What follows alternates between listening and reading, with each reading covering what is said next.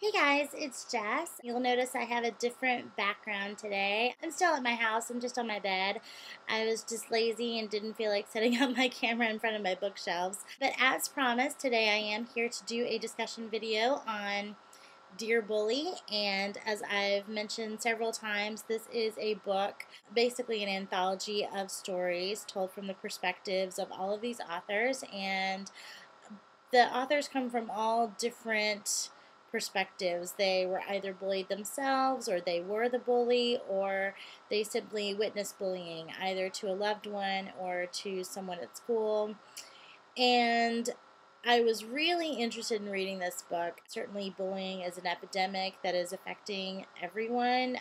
We're seeing it really rising in our schools, and certainly the introduction in here by Ellen Hopkins is incredibly sobering. She tells a story of her own, but then she also gives you some facts about bullying and lets you know how many kids are affected by bullying and the tragic results of it, and it really will break your heart. So on that note, I do want to sort of share my own story just to give you a little background on me. I do have some personal experience with bullying. I was never physically threatened in any way, but certainly emotionally I went through a lot. I was basically the scapegoat of my group in mostly high school, I would say. At first it was just playful teasing, and I was kind of a sensitive kid, and I didn't deal very well with the teasing, so I would get my feelings hurt and I would get upset, and that was sort of my wrong move there, because once everybody knew that they would get that kind of response when they teased me, it was sort of like all systems go. When you're that age, nobody wants to be the target of negative attention, and they will do anything not to be that target. And so when someone shows a weakness like that, like I did, the automatic response is sort of like when sharks smell blood. It's like, okay, that's what we want. If she's the target, then we don't have to be ever. And so what was playful teasing, it just sort of escalated, and I think that was sort of a weird group mentality that happened. I don't think anybody planned on it. I mean, I'm saying that now as a 30-something-year-old. I don't think that it was planned, but it got harsher as time went on until it was getting really ugly. And I feel bad because these girls were not mean girls, but they did some really mean things. And I I could never tell what was going to happen from one day to the next, because there would be days when we would be cool and everything would be fine and we would be having fun, and then a few days would happen and I felt under attack all the time. Like I was never okay. It was never okay. I was always doing something wrong or doing something stupid, and it just was sort of a constant criticism. And then a few days would go by and it would go away for a while, but then it would always come back. And I didn't know what to do. I didn't know how to handle it, and there wasn't really anywhere to go, because I went to a high school where we were all very cliquey, and once you sort of had your group, you couldn't really move. Plus, I mean, I was really in the best group because everyone had been telling me for so long.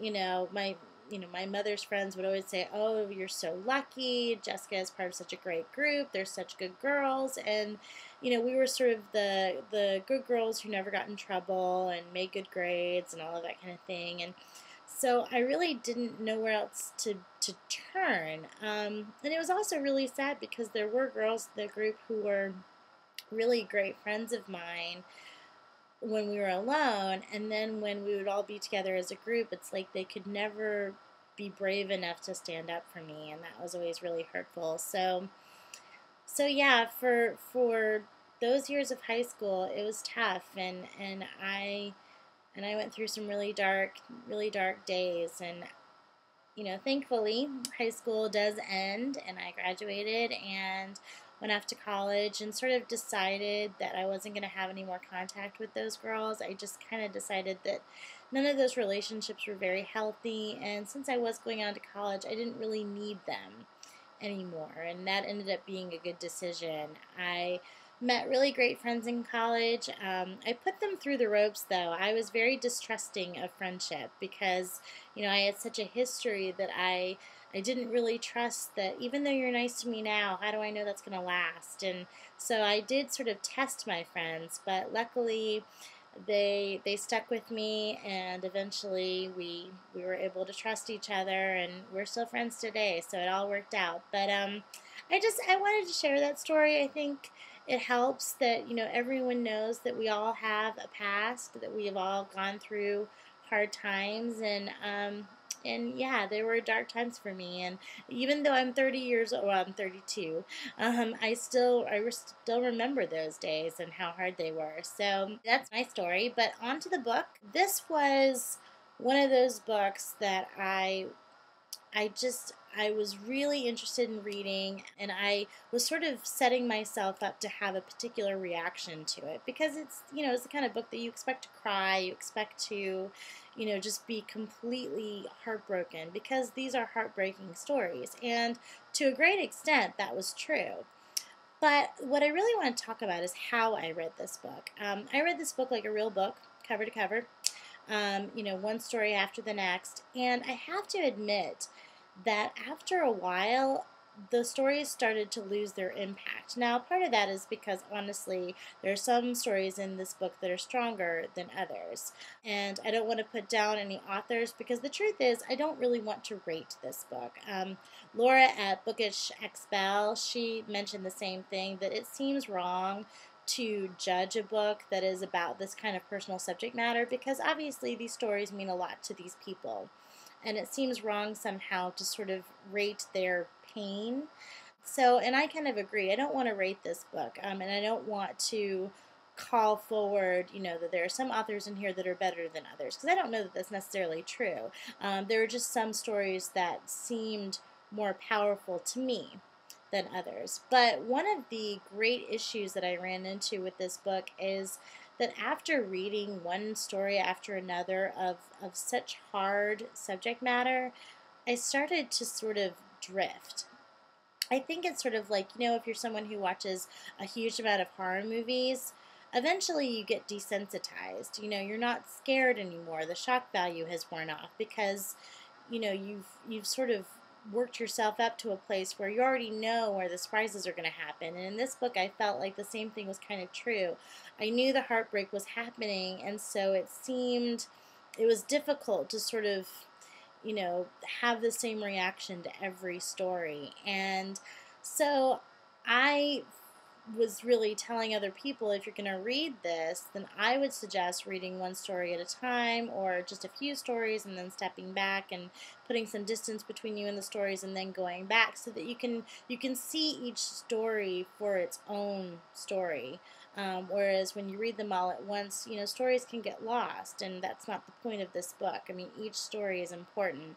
So yeah, I kind of wanted to ask those of you who have read the book, did you read the book as I did, one after the other, and did you have the same reaction? Or were you moved by each and every story? Or did you read each story one after, a few stories and then stop, or one story at a time? I'm just sort of interested to hear your thoughts on that. Also, I would love to get a discussion just started on bullying in general. I've shared my story, so if any of you guys want to share yours, that's okay.